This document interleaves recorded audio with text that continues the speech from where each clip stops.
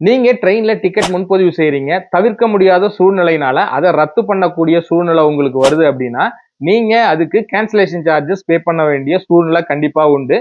இதிலிருந்து விடிவு காலம் பிறக்கிறதுக்கு, அதாவது ட்ரெயின்ல அடிக்கடி நீங்க டிராவல் பண்றவங்களா இருந்து உங்களுடைய ஷெட்யூல்ஸ் அடிக்கடி மாறிக்கிட்டே இருக்கும். அந்த மாதிரி சூழ்நிலையில இந்த மாதிரி கேன்சலேஷன் சார்ஜஸ் பே பண்றது நமக்கு ஒரு பெரிய பர்டனா இருந்துச்சு.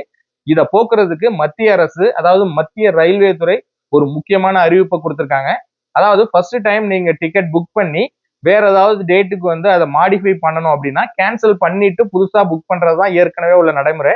வர்ற ஜனவரி 2026ல இருந்து அப்படி நீங்க கேன்சலேஷன் பண்ணாமையே டேட்டை வந்து வேற எந்த டேட்டுக்கு வேணுமோ நீங்க வந்து ஈஸியா வித்தவுட் எனி அடிஷனல் காஸ்ட் வந்து நீங்க டேட்டை வந்து சேஞ்ச் பண்ணிக்கலாங்கிற ஒரு சூப்பரான அறிவிப்பை வந்து மத்திய ரயில்வே துறை வந்து கொடுத்திருக்காங்க.